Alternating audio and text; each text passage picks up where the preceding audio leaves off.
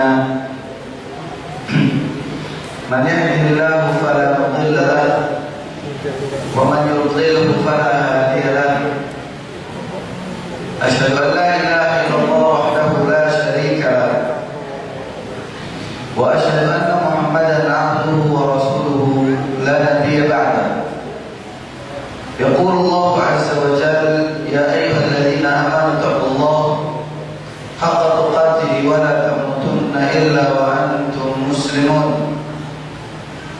وقال أيضا: يا أيها الناس اتقوا ربكم الذي خلقكم من نفس واحدة وخلق منها زوجها وبث منهما رجالا كثيرا ونساء واتقوا الله الذي تساءلون به والأرحام إن الله كان عليكم رقيبا. وقال أيضا: يا أيها الذين آمنوا اتقوا الله وقولوا قولا سديدا يصلح لكم أعمالكم ويغفر لكم ذنوبكم ومن يطع الله ورسوله فقد فاز فوزا عظيما. فإن أصدق الحديث كتاب الله وخير الهدي هدي محمد صلى الله عليه وسلم وشر الأمور محدثاتها فإن كل محدثة في دين الله بدعة وكل بدعة ضلالة وكل ضلالة في النار. أما بعد.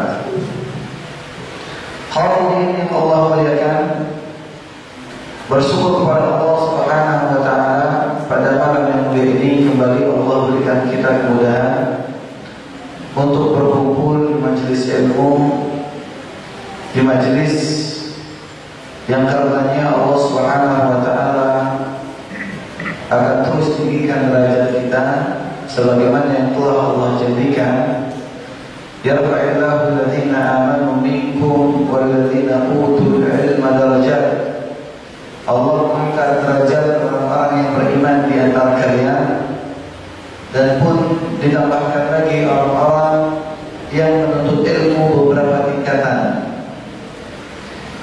Pada malam yang mulia ini kita akan lanjutkan pembahasan kita dari kitab Sahih Fiqh Sunnah wa Adillatuhu, masuk pada pembahasan tentang hal qai'ul adami najis. Apakah muntah manusia adalah najis? Alhamdulillah, azani Allah wa iyyakum jami'an. Dikatakan oleh Syekh Abu Malik Kamal bin Sayyid Salim, qad taqaddama miraran anna al-asla fi jami' al-ashya' al-tahara. Telah dibahas kaidah pada pertemuan-pertemuan yang lalu dan berulang-ulang bahwa hukum asal pada segala sesuatu adalah kesucian sampai datang dalil yang menjelaskan bahwa sesuatu tersebut adalah najis. Seperti yang sudah kita sebutkan macam-macam najis pada pertemuan yang lalu. Alhamdulillah, azani Allah wa iyyakum jami'an. Maka ketika kita kembalikan tentang masalah muntah, adakah dalil yang menjelaskan tentang kenajisan muntah? Kita lihat al-qai'u wa nahruhu min hadzal qabil falam yasihha fihi ma yanquluhu an at-tahara al-asliyah wa qad warada fihi hadits Ammar innama taghsilu thawbaka min al-bawl wal-qa'it wal-qai' wad-dam wal-mani lakinnahu dha'ifun la yuhtaj bihi. Muntah dan hal-hal yang lain yang dikaitkan dengan kenajisan seperti halnya darah pada pertemuan yang kemarin, termasuk juga adalah khamar pada pertemuan yang lain, termasuk dalam kategori benda-benda yang tidak ada keterangan tentang kenajisannya, sehingga dia kembali kepada hukum asal, yaitu benda-benda yang suci. Memang ada hadis yang diriwayatkan dari Ammar bin Yasir yang menjelaskan bahwa Ammar bin Yasir berkata, sesungguhnya kamu harus membersihkan pakaianmu dengan mencucinya dari sisa kencing, tinja, muntah, darah, dan mani. Yang disyaratkan pada hadis tersebut bahwa kencing, tinja, muntah, darah, dan mani adalah najis yang harus dicuci. Tapi kita lihat, lakinnahu dhaifun la yuhtajju bihi. Tapi hadis ini adalah hadis yang dhaif yang tidak dapat dijadikan hujjah. Hadis ini adalah dhaif dan tidak dapat kita jadikan sebagai hujjah. Berarti ketika tidak ada hujjah atau tidak ada dalil tentang kenajisan hal-hal tersebut, maka kita katakan semuanya adalah suci. Tapi karena kencing dan tinja ada dalilnya, maka tinja dan kencing masuk ke hukum najis. Tapi muntah mana dalilnya kalau dia najis? Darah mana dalilnya kalau dia najis? Begitu juga mani, mana dalilnya jika dia najis? Ternyata kita sudah bahas pada pertemuan-pertemuan yang lalu bahwa itu semua adalah tidak najis. Alhamdulillah, azani Allah wa iyyakum jami'an. Juga ada suatu riwayat dari Abu Darda. Kata Abu Darda, anna Nabi sallallahu alaihi wasallam qa'a fa afṭara wa tawadda'a. Hadisnya sahih, diriwayatkan oleh Imam Abu Dawud, Imam Tirmidzi, Imam Ahmad dan lain sebagainya. Bahwasanya kata Abu Darda, Nabi sallallahu alaihi wasallam pernah muntah, dan karena muntahnya beliau pun membatalkan puasanya, lalu beliau pun mengulang wudunya. Nah, hadis yang sahih diriwayatkan oleh Imam Abu Dawud, oleh Imam Tirmidzi dan juga oleh Imam Ahmad dan oleh imam yang lain, dikatakan bahwa hadis ini merupakan dalil bahwasanya muntah adalah najis, sehingga Nabi mengulang wudunya. Tapi apakah muntah adalah najis sehingga membatalkan puasa? Emang kalau kita puasa terus kita pipis, batal puasa kita? Kalau kita terus batal puasa kita? Berarti seharian puasa nggak boleh pipis, nggak boleh buang air besar. Oh, ternyata kita lihat, walaysa fi hadzal hadis dila'ah ala najasatil qaim. Ternyata di hadis ini pun memang hadisnya sahih, tapi tidak ada petunjuk bahwa muntah itu membatalkan, bahwa muntah itu adalah najis. Kalau kita katakan dia najis karena Rasulullah mengulang wudunya,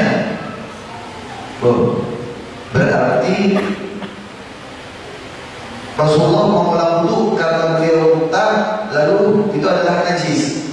Berarti Rasulullah membatalkan puasanya karena beliau muntah, berarti muntah itu najis. Ada nggak riwayat bahwa orang muntah dia membatalkan puasa?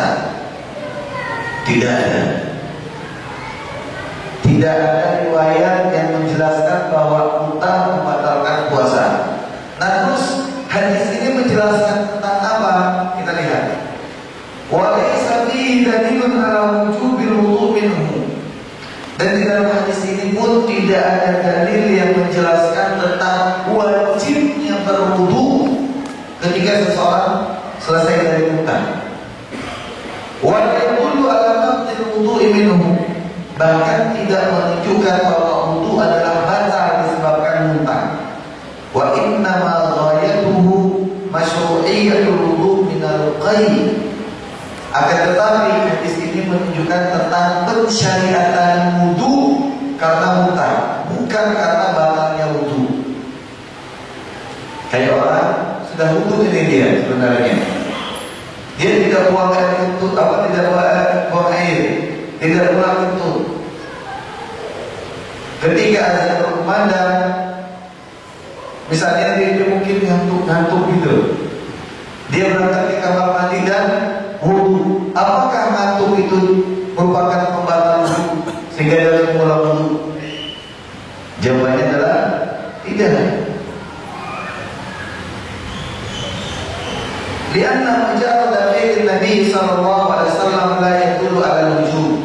Karena apa yang dilakukan oleh Nabi sallallahu alaihi wasallam tidak serta-merta menandakan bahwa hal itu adalah wajib. Contoh Rasulullah, kita katakan memakai cincin, tapi bukan batu akik. Bukan batu akik. Rasulullah memakai cincin karena suatu kebutuhan. Dikatakan oleh para sahabat, ini ada hadis Anas yang sahih. Ya Rasulullah, para raja itu mereka mengirim surat dengan stempel yang menunjukkan tentang pengesahan bahwa surat itu benar-benar datang dari orang yang begitu besar. Maka Rasulullah ketika disampaikan oleh para sahabat tentang hal tersebut, beliau pun merasa butuh stempel. Maka dibuatlah cincin terbuat dari perak dengan ukiran Muhammadur Rasulullah yang dipakai sama orang-orang ISIS itu. ISIS atau ISIS ya, dengan stempel itu. Bukan karena untuk gaya-gayaan, tapi memang untuk suatu kebutuhan. Bukan untuk gaya-gayaan. Nah, Rasulullah memakai cincin, lalu apakah kita katakan bahwa pakai cincin itu wajib? Tidak. Bahkan ada yang dilakukan oleh Rasulullah haram bagi umatnya. Seperti apa? Nikah lebih dari 4. Tidak bisa kita mengatakan saya ingin punya istri 9. Kenapa? Ikuti sunnah Rasulullah. Rasulullah punya istri 9. Tidak bisa. Karena itu sunnah yang khusus bagi beliau. Nah, berarti apa? Tidak semua perbuatan Rasulullah kita katakan wajib dilakukan. Nah, di sini Rasulullah muntah, lalu beliau membatalkan puasanya, bukan karena muntah itu membatalkan puasa, tapi muntah menyebabkan seseorang lemah untuk berpuasa kembali. Begitu juga muntah lalu beliau mengulang wudunya, bukan berarti muntah itu membatalkan wudu, sebagaimana seseorang mengulang wudunya ketika dia ngantuk. Bukan berarti dia mengulang wudu disebabkan ngantuk membatalkan wudunya. Ini dia ahibbillah azani Allah wa iyyakum jami'an.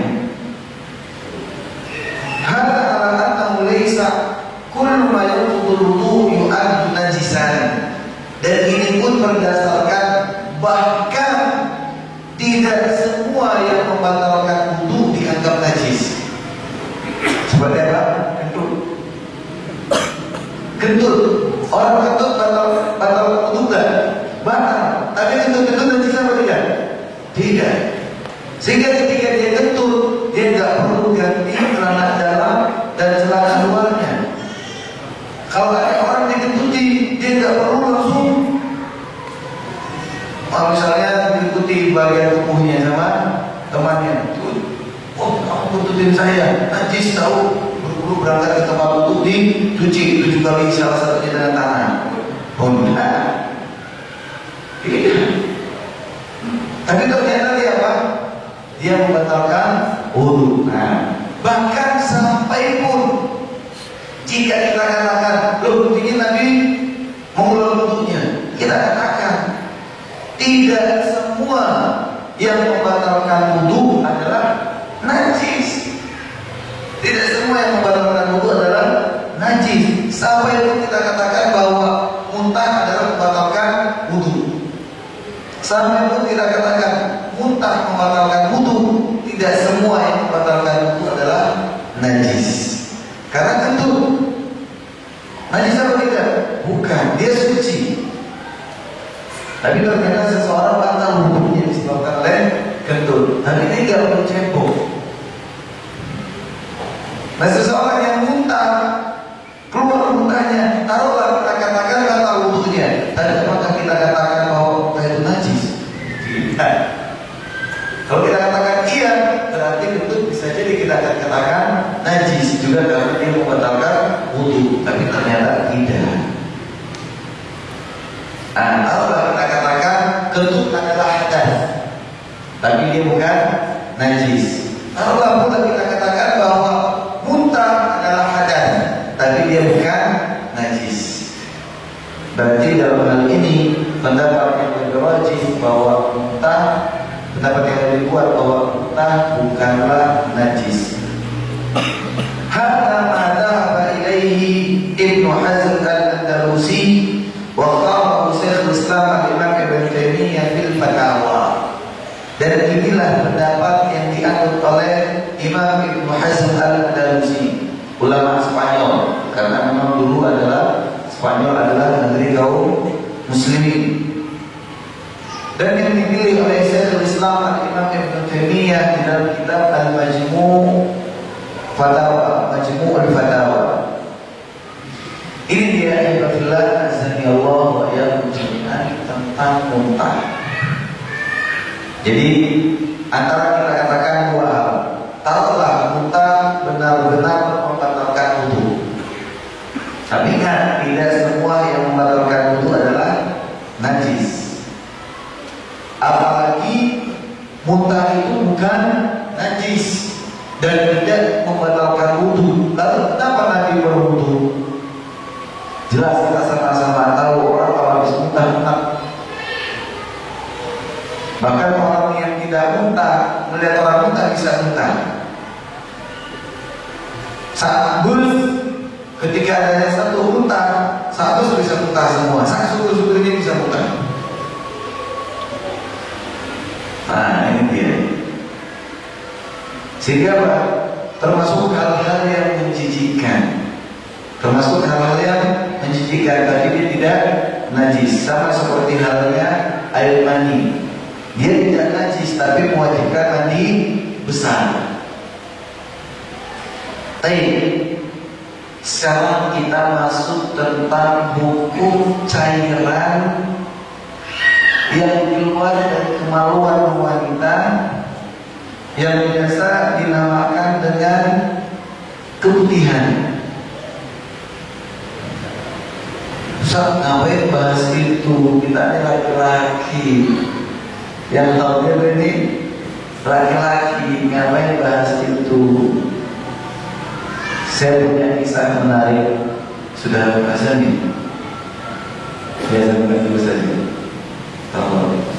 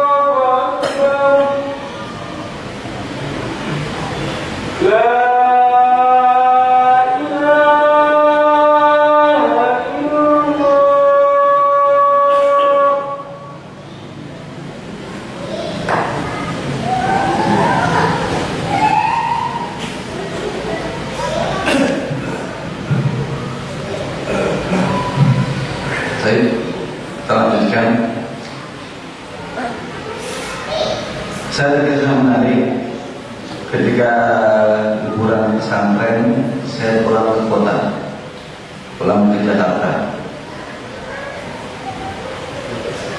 Jam 11 malam kurang lebih ada suara teriakan, wah teriak sampai membangunkan tangga samping kiri. Ternyata pas kita masuk ke rumah tetangga tersebut, ada seorang gadis yang bertahan, keluar darah, kata dia. Orang tuanya pas ngeliat pingsan, bapaknya pas ngeliat pun langsung panik. Yo Ustaz, tolong bantu Ustaz, tolong panggil kakaknya, karena kakak saya sendiri. Tolong panggil kakaknya, bawa ke rumah sakit. Saya bilang, ada apa? Ini anak saya keluar darah. Bagi saya, wanita keluar darah hanya yang biasa. Kenapa harus kaget? Enggak usah, ini baru pertama kali ini Ustaz. Biasa saja. Kasih pembalut selesai.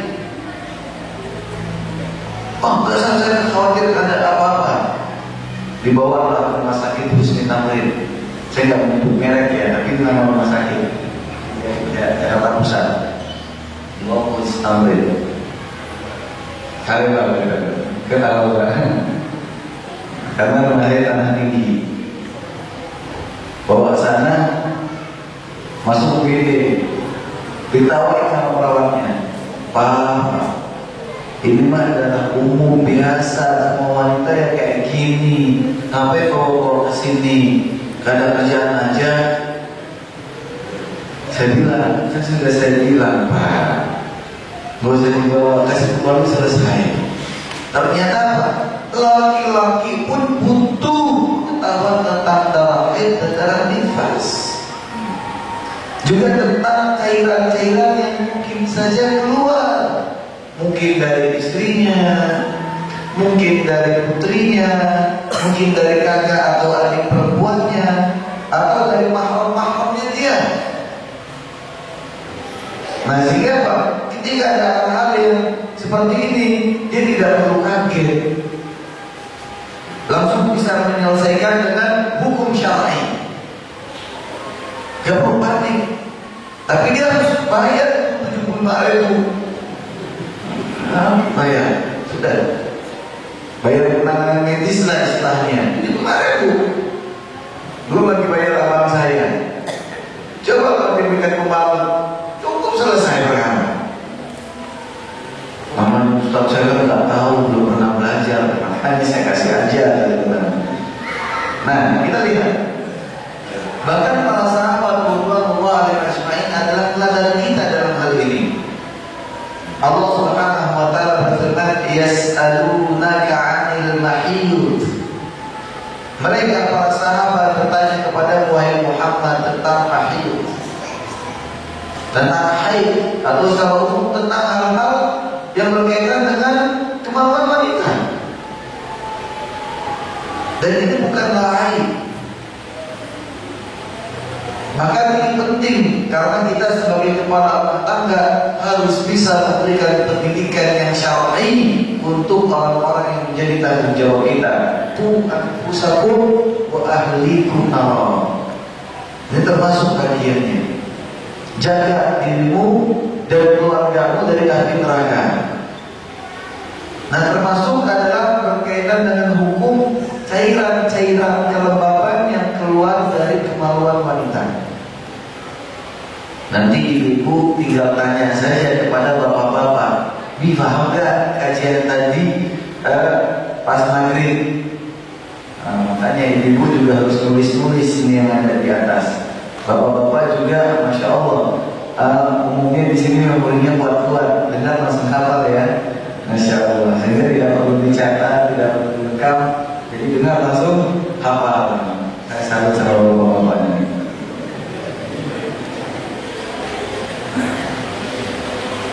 Min ulama fi rutubati farjil mar'ah madhaban. Para ulama ada dua madhab berkenaan dengan kelembapan cairan wanita atau cairan kemaluan wanita. Yang pertama, pendapat yang mengatakan annahu najis. Semua cairan yang berkaitan dengan kemaluan wanita adalah najis. Mau yang keluar dari lubang pipis ataupun dari lubang rahim adalah najis. Karena wanita punya dua, maaf belum yang sudah menikah, itu repot saya. Intinya seperti itu. Ada lubang rahim, ada lubang pembuangan kotoran. Cairan tersebut baik keluar dari lubang rahim atau dari lubang kotoran, dia harus cebok. Karena cairan tersebut adalah najis dan membatalkan wudu. Karena setiap najis membatalkan wudu. Li'annahu fil farji la yukhlaqu minhu al-walad. Karena cairan tersebut ada pada kemaluan dan bukan zat untuk penciptaan anak. Bukan mani ya. Kalau mani perempuan suci seperti mani laki-laki. Kita berbicara tentang cairan non mani. Mungkin cairan putihan, entah apa namanya, para wanita yang banyak tahu.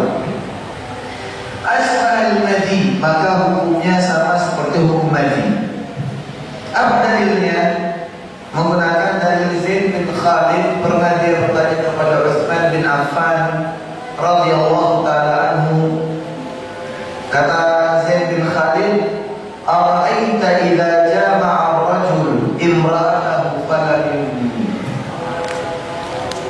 Wahai sahabat Utsman, apa pendapatmu jika ada seorang lelaki bersetubuh dengan istrinya tidak sampai keluar mani? Dia tidak keluar dan istrinya pun tidak keluar. Utsman berkata, "Ya tawaddu kama yatawaddu lis-shalah." Mereka cukup berwudu seperti wudu untuk sholat saja. Wa yaghsilu dzakarahu, dan dia wajib cebok zakarnya. Kata Utsman, "Sami'tu min Rasulullah." Aku mendengar ini dari Rasulullah SAW. Nah, yang kita ambil di sini adalah Utsman memerintahkan lelaki tersebut untuk cebok. Kenapa harus cebok? Oh, enggak keluar mani. Karena ada cairan yang bersentuhan dengan kemaluannya. Dan kemaluan ini ketika bersentuhan dengan cairan wanita harus dicebok. Berarti cairan wanita adalah najis.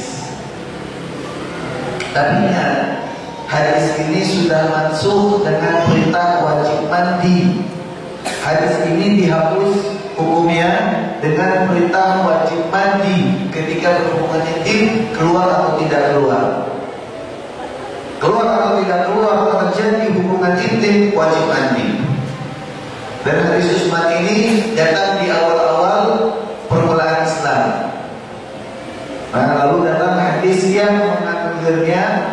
dan menyatakan bahwa hubungan intim keluar tidak keluar wajib mandi.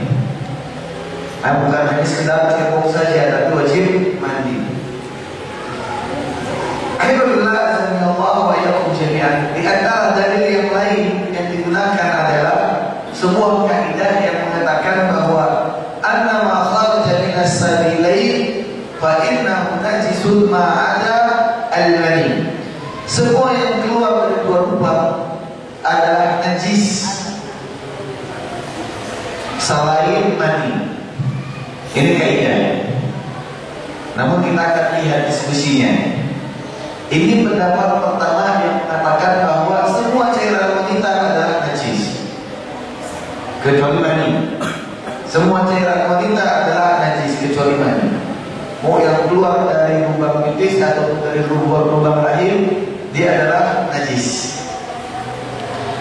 Kita lihat pendapat yang kedua. An-ifrazatil farji tahirah, bahwa cairan-cairan yang keluar dari kemaluan wanita adalah suci. Adalah suci selain kencing dan madi. Selain kencing dan madi juga wadi. Kencing, madi, wadi dan darah haid ya, darah nifas, dan yang lainnya adalah suci, termasuk kebutuhan wanita adalah suci. Jadi kan kebutuhan wanita beragam, ada kebutuhan yang bau padan, ada kebutuhan yang sampai kehijauan, kalau kehijauan dan gual, dan ini berbahaya, harus segera dicuci. Dicuci dengan antiseptik tentunya, dan harus menghubungi dokter. Jangan hubungi ustaz kalau kayak gitu. Jangan hubungi ustaz, kalau hubungi dokter. Kalau tanya najis apa tidak pembahasannya. Apa dalilnya bahwa cairan-cairan wanita adalah suci? Yang pertama, hadis Aisyah. Anna Aisyah radhiyallahu ta'ala anha kanat tafqul maniyya min thawbin Nabi sallallahu alaihi wasallam wa huwa min jima'. Bahwasanya Aisyah dulu selalu mengerok air mani dari pakaiannya Nabi sallallahu alaihi wasallam tanpa mencucinya. Dan hukumnya mandi Rasulullah adalah disebabkan hubungan intim. Karena Nabi mahtal qattu, tidak akan mimpi basah. Nabi tidak akan mimpi basah. Kalau kita mungkin akan mimpi basah. Kalau Nabi tidak mimpi basah. Namun ada kritisi dari Syekh Abu Ishaq, dari Syekh Abu Abdullah Mustafa Al-Adawi, bahwa tidak ada dalil yang menjelaskan bahwa Nabi tidak mimpi. Tidak ada dalil yang menjelaskan bahwa Nabi tidak mimpi. Intinya kita tahu, kita katakan di dalam kitab Al-Mufti dan ditulis oleh Al-Imam Ibn Qudamah Al-Maqdisi bahwa Nabi tidak bermimpi. Sehingga ketika kita berbicara tentang hadis bahwa Aisyah menolak mani dari pakaian Nabi, berarti itu hasil hubungan intim, bukan hasil mimpi. Baik. Namanya orang hubungan intim pasti bercampur air mani tersebut dengan cairan wanita. Pasti ada campuran air mani dengan cairan wanita. Tapi ternyata Aisyah hanya mengeroknya saja, tidak mencuci. Kalau memang cairan wanita adalah najis, pasti akan dicuci. Karena makanya Rasulullah pun terkena cairan Aisyah radhiyallahu ta'ala anha. Ini dia ibadullah dalil yang pertama. Yang kedua, anna hadhihi al-ifrazat amrun la yakhfa, bahwa cairan-cairan yang keluar dari kemaluan wanita adalah perkara yang sudah ada sejak zaman Nabi. Wa hiya katsiratun fin nisa, dan banyak terjadi dari kaum wanita di zaman Nabi, bukan hanya di zaman sekarang cairan itu ada. Dari sejak diciptakannya Adam alaihissalatu wassalam sampai ada Siti Hawa, sampai nanti wanita terakhir yang tabiat wanita mengeluarkan cairan haid, cairan nifas setelah dia melahirkan, dan cairan-cairan wanita yang lain. Makanya yang paling ribet kan wanita. Banyak sekali biaya buat wanita. Nah, termasuk di sini wanita dari sejak zaman dulu pun sudah mengeluarkan cairan-cairan. Wala syakka annahu kana mawjudan fil nisa fi ahdi Nabi. Dan kejadian cairan wanita pun juga ada di wanita di zaman Nabi, seperti wanita zaman kita sekarang. Walam yarid anna nabiyya amarahunna bil ghusli minhu aw bil wudu'i minhu. Tapi tidak ada satu pun riwayat yang menjelaskan bahwa Nabi memerintahkan mereka untuk mandi, menceboknya, atau berwudu disebabkan keluarnya cairan-cairan tadi. Menunjukkan bahwa cairan wanita kembali kepada hukum asal, yaitu suci. Selain nipisnya, selain mandi, wadi, karena ada dalil tentang kenajisannya. Selain darah haid, darah nifas, karena ada dalil kenajisannya. Tapi cairan yang lain yang tidak ada dalil kenajisannya kembali ke hukum asal. Karena wanita zaman dulu juga punya cairan, tapi tidak ada perintah dari Nabi untuk menceboknya atau berwudu disebabkan dari cairan tersebut. Yang ketiga, dalil ketiga, anna makhraja hasil ifrazat ghair makhrajil bauli najis, bahwa cairan-cairan tersebut keluar bukan dari lubang kencing yang najis, tapi keluar dari lubang rahim, ya seperti keputihan tadi, lendir-lendir, gitu ya. Itu keluar dari lubang rahim, dan rahim adalah tempat yang suci. Rahim adalah tempat yang suci. Nah, sehingga Alhamdulillah dari Allah jami'an, tempat yang dimaksud dengan dua lubang adalah lubang kotoran besar dan lubang kotoran kecil. Nah, kalau keluarnya dari lubang rahim, berarti bukan dari lubang pipis. Seperti yang tadi saya jelaskan, bahwa kita punya dua lubang untuk pada bagian kemaluannya, lubang pipis dan lubang rahim, untuk apa dia melanakan. Yang ketiga, yang keempat, anna qaulal fuqaha kullu ma kharaja min as-sabilaini najis ma ada al-mani fa hadha laysa qawlan 'anil ma'sum wa lam yanqid 'alayhi ijma'ul ummah. Kaidah yang mengatakan bahwa segala sesuatu yang keluar dari dua lubang adalah najis selain mani adalah bukan perkataan Nabi. Kaidah tersebut bukan perkataan Nabi, dan belum ada ijma ulama tentang kaidah ini, sehingga tidak bisa dijadikan sebagai dalil. Kaidah ini tidak bisa dijadikan dalil. Baru qad warada anna ba'd ma yakhruju min as-sabilain la yanqudu. Bahkan ada riwayat yang jelas menegaskan bahwa ada cairan-cairan yang keluar dari kemaluan namun dia tidak membatalkan wudu. Seperti apa? Darah istihadah. Kalau ada wanita sholat Allahu Akbar lalu keluar cairan darah istihadah yang menyerupai haid, tapi dia bukan haid, kita akan bahas insyaallah detail hukumnya. Wanita tersebut tetap melaksanakan sholat dan dia lanjutkan tanpa dia membatalkan sholatnya, menandakan bahwa darah istihadah tidak membatalkan wudu. Berarti apa? Tidak semua yang keluar dari lubang membatalkan wudu. Ditambah lagi darah istihadah keluarnya dari rahim, bukan dari lubang pipis yang najis. Nah, ini penting. Sehingga apa? Kalau istri kita bertanya, "Bi, Umi ada keputihan dan kerasa sekali kalau pas lagi sholat itu keluarnya." Pas Umi lihat memang bukan pipis tapi keputihan. Ini gimana, Bi? Sholat lebih batal apa tidak? Oh, masih ada di sedikit nyantol ini. Catatannya nggak ada, rekamannya juga nggak ada. Tapi yang saya ingat tadi tidak batal karena dia tidak najis dan tidak membatalkan wudu. Mana buktinya? Mana hasil kajiannya? Nggak ada, nyantol dikit aja. Maka beruntunglah bapak-bapak yang bawa kertas sambil menulis. Jadi kalau lupa, ada catatannya. Qultu, dikomentari permasalahan ini oleh Syekh Abu Malik Kamal bin Sayyid Salim. Walladhi yatarajjah inti at-tafsil.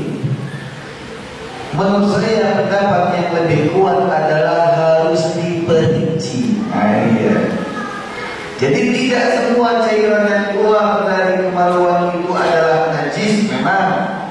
Namun tidak semua yang keluar itu adalah suci. Tapi harus kita perinci. Bagaimana perinciannya? Lihat.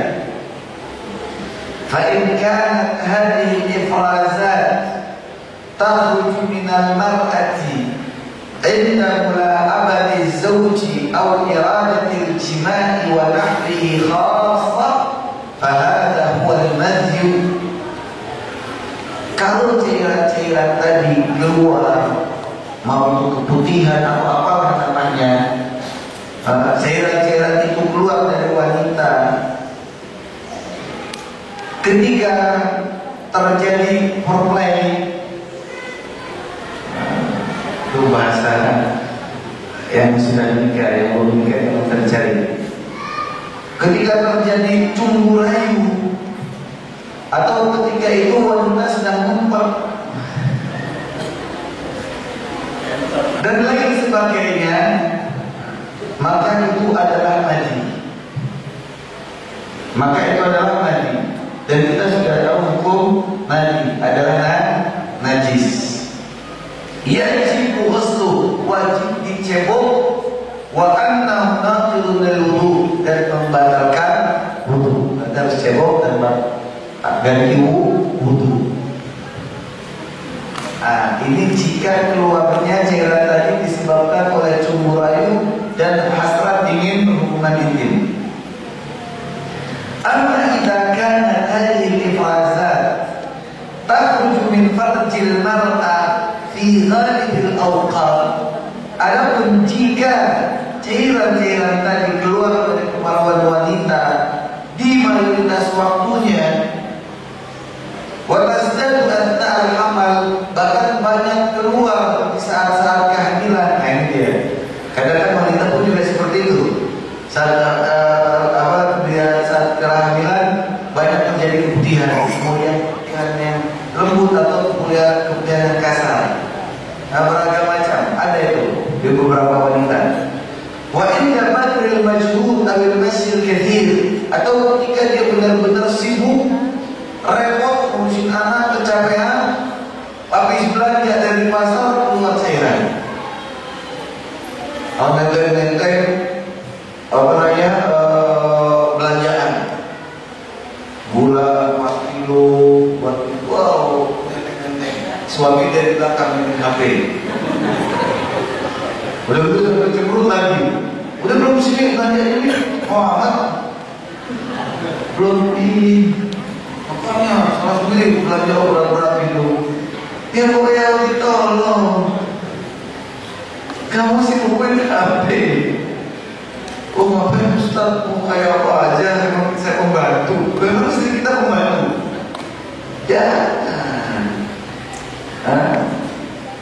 Jadi ini yang harus kita ubah dari gaya kita. Kalau kita masih punya gaya yang seperti itu, syukur-syukur kalau misalnya kita belanja dari mas-mas yang atau ibu-ibu yang pakai gerobak gitu. Alhamdulillah kita sudah nyaman lah, kita nggak perlu capek-capek gitu kan. Sampai pun kalau kita punya pembantu, kita harus permudah membantu kita. Jangan malah kita usul ada pembantu ini, sana belanja ini, suruh bawa karung. Jangan seperti itu. Pembantu kita juga harus kita hormati dan tidak perlu kita semena tahir al asli, maka cairan yang keluar disebabkan hal-hal tadi, maka hukumnya adalah suci menurut hukum asal. Lihat dalil ala najasatiha wallahu a'lam, karena tidak ada dalil yang menjelaskan tentang kenajisannya.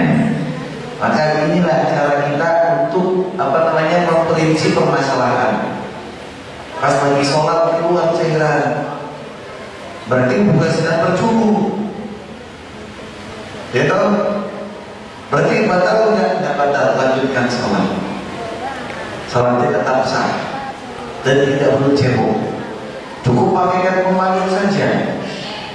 Ini dia yang berkira indahnya kita belajar ilmu fikih.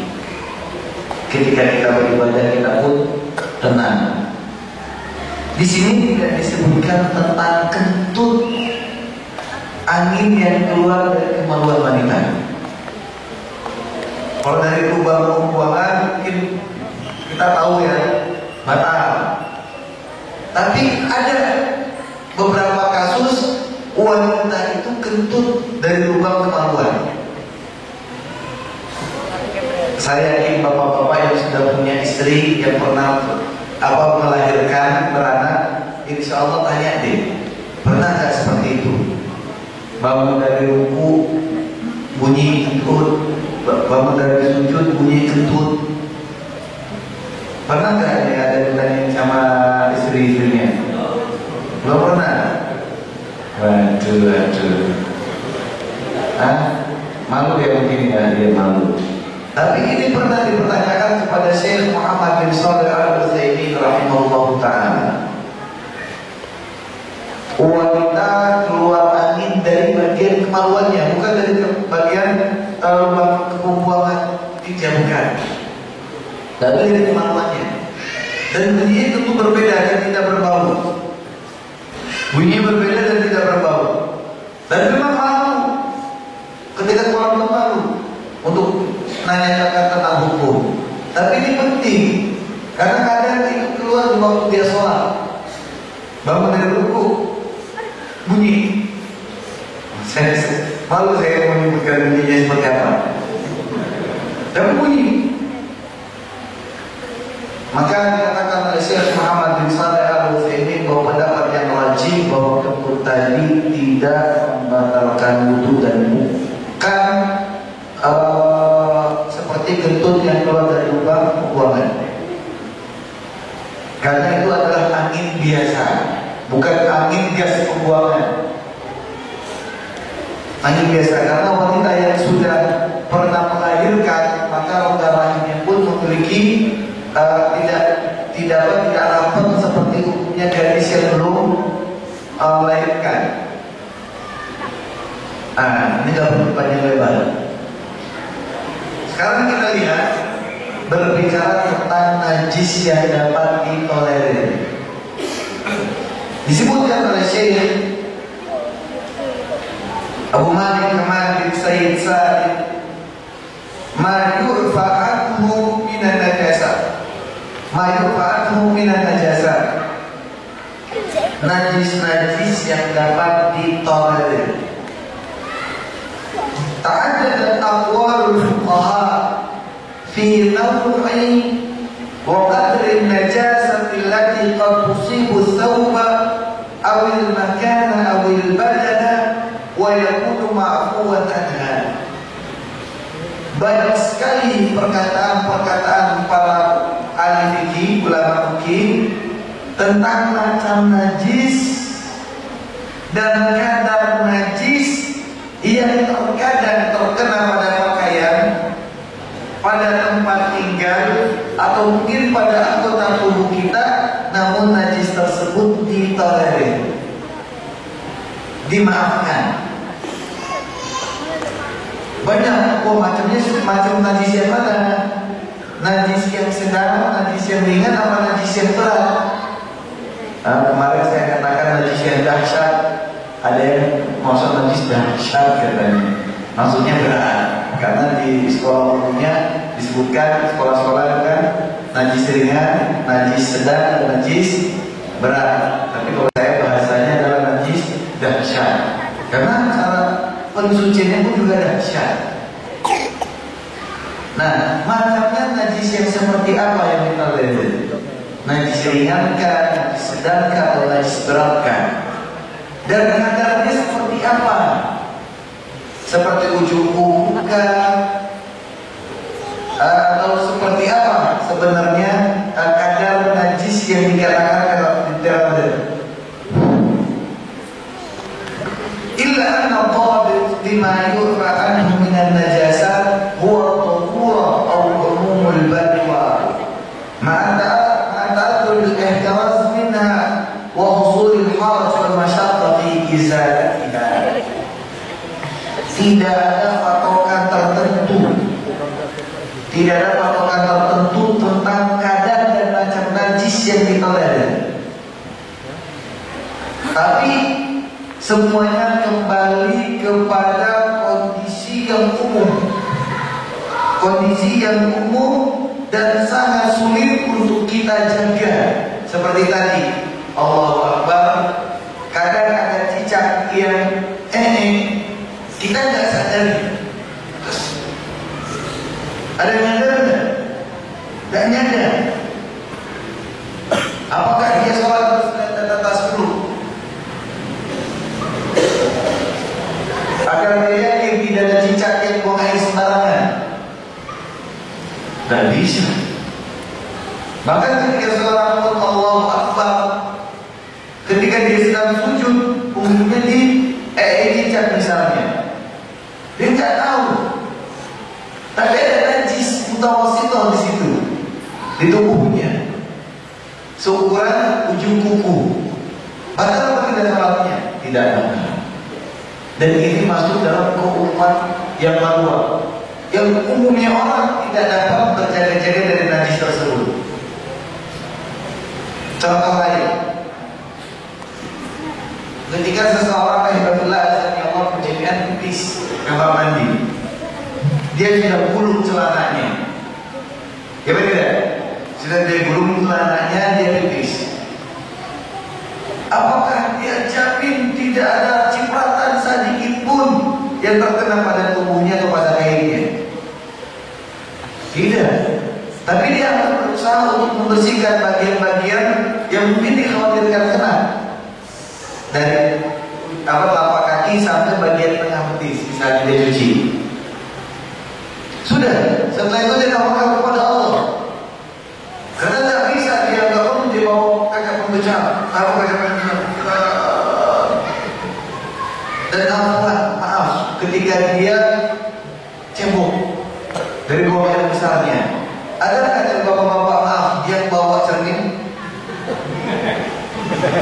sudah bersih belum? Tidak ada, tidak ada. Tapi semuanya dengan perasaan sudah bersih insya Allah. Siapa yang ingin sudah bersih? Apalagi mental berkaitan. Nah, apalagi saya lihat di zaman Nabi dulu, taruhlah ini tidak mentret pelecehan. Saya lihat di zaman Nabi dulu cebok dengan 3 batu, namanya istismar. 3 batu selep tambah air. Saya yakinnya masih ada yang nempel. Dan tidak ada kewajiban untuk dia cermin. Tidak dengan tangan, tapi dengan batu. Batu bisa merasa tidak ada nyantol. Dengan tangan-tangan saja kita ada kelebihan 1 buat cukup, 2 lagi gayung, 3 gayung, pakai sabun pula. Kadang-kadang masih ada yang nah, ternyata apa? Ini semua kembali kepada keumuman kondisi dan sesuatu yang tidak dapat dihindari. Intinya seperti itu. Itulah najis yang kita lihat. Sehingga tidak dibenarkan di dalam agama kita untuk merasa was-was. Tidak dibenarkan di dalam agama kita untuk merasa apa? Was-was. Tidak benar. Dicebok saya sudah benar apa enggak ya? Pas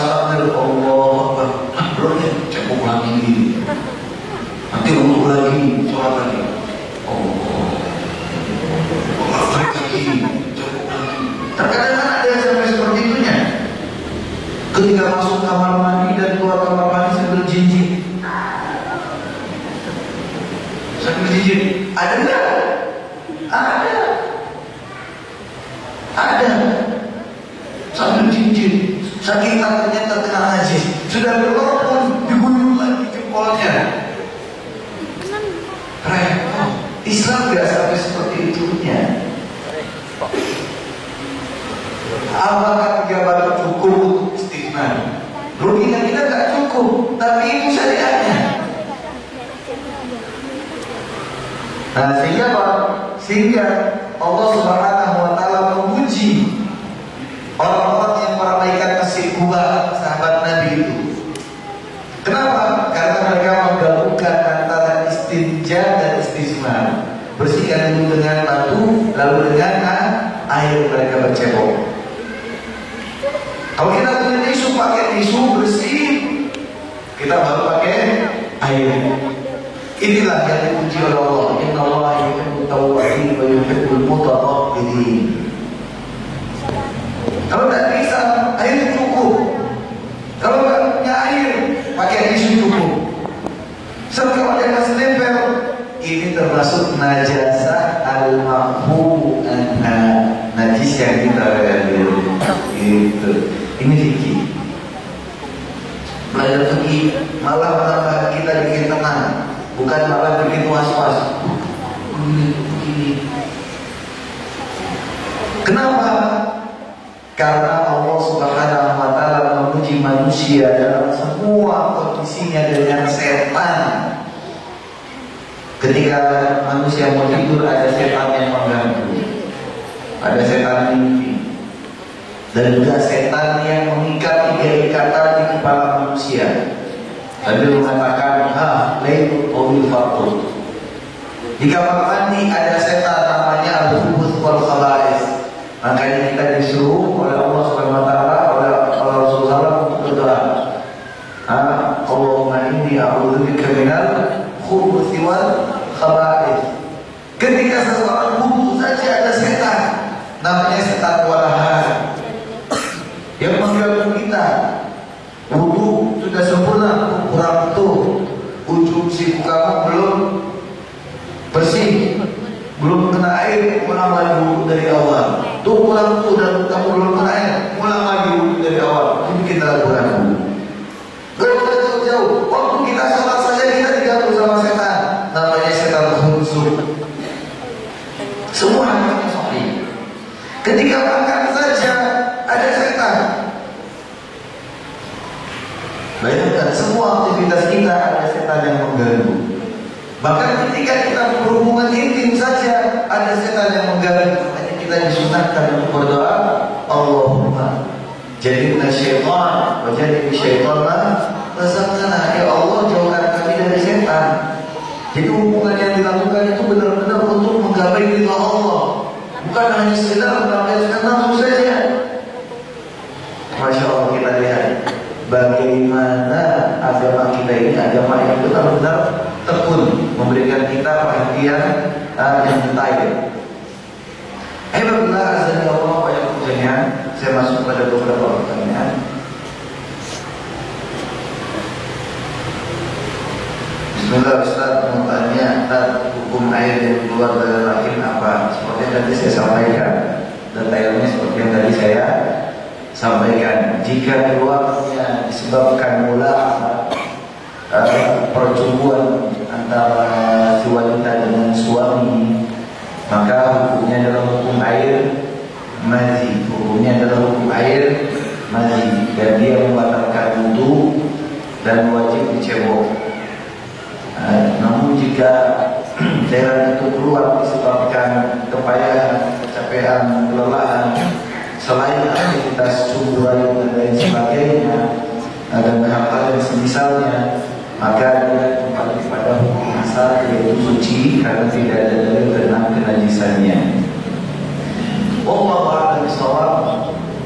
Insyaallah kita akan bahas pada pertemuan yang akan datang tentang tata cara mensucikan berbagai macam najis yang dijelaskan oleh syariat.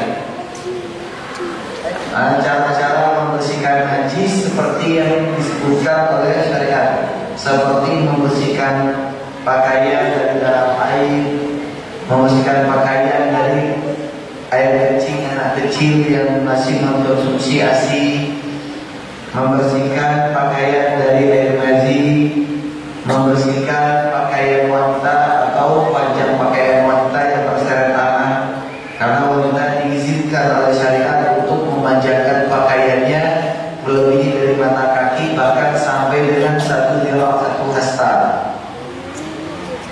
Dia panjang sampai mengsel tanah, itu boleh wanita. Tapi kalau laki-laki hendaknya dihindari. Nah tentu ketika dia berjalan mungkin ada najis yang terkena pada pakaiannya. Bagaimana cara pensuciannya? Lalu bagaimana cara mensucikan sandal yang terkena kotoran gugu misalnya, atau mungkin kucing, atau bahkan mungkin manusia yang buang air sembarangan. Lalu bagaimana mensucikan bejana jika dia terkena liur anjing, membersihkan kulit binatang atau bangkai binatang.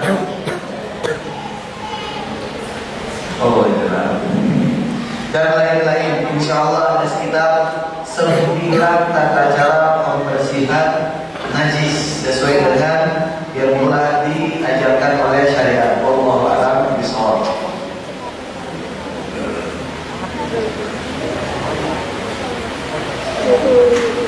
Pertanyaan yang tadi diralat keluar cairan pas sholat kayak pipis, hukumnya apa? Nah seperti yang tadi saya jelaskan, jika itu benar-benar pipis, kan kalau pipis kita sama-sama tahu apa namanya, rasanya kita sama tahu ya. Bahkan selesai sholat pun kita bisa masih menciumnya. Jika dia adalah pesing, ya jelas kita adalah pipis dan membatalkan sholat tentu ketika kita sholat. Jika ternyata yang keluar adalah cairan putihan, selesai kita sholat kita lihat, berarti sholat kita sah dan tidak batal. Sholat kita sah dan tidak batal karena itu adalah cairan yang suci. Nah, tapi kalau di sini kayak pipis, berarti baunya bau pipis, misalnya dan encernya pun encer pipis, ya seperti umumnya pipis, maka batal sholat kita karena itu adalah pipis. Tapi kalau ternyata pas kita lihat ternyata adalah cairan putihan, dan ya tentu satu wanita dengan wanita yang lain berbeda. Mungkin ada bau mata, ada yang benar-benar menyebabkan kegatelan, dan sangat kental misalnya putih kehijauan makannya, maka bisa kita katakan cairan tersebut tidak membatalkan sholat karena itu adalah cairan yang keluar dari rahim dan tidak disebabkan oleh hubungan intim, bukan karena percumbuan dan bukan karena berkeinginan untuk hubungan intim. Tapi saya waktu itu saya mikirin hubungan intim, mau sholat mikirin hubungan intim, ya sudah dia konsen soalnya, berarti bisa jadi kalau benar-benar dia memikirkan hubungan intim ketika dia sholat dan keluar cairan tadi, itu dia batal. Karena itu karena irada itu al-jima, karena irada itu al-jima. Tapi nggak kebayang satu orang sholat masih gitu-gituan. Allah Allah. Mungkin ada dari beberapa pertanyaan. Monggo silakan. Sebelumnya minta maaf, saya ingin menanyakan sesuatu yang tidak berhubungan dengan najis. Tapi kalau Ustaz mau membahas, terima kasih. Yaitu bagaimana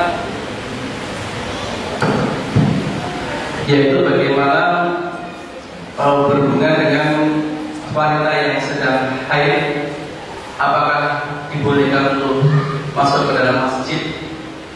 Itu pertanyaan saya pertama. Dan yang kedua mengenai cicak tadi kan yang disebutkan adalah teleknya tadi, tetapi bagaimana dengan kencingnya tadi?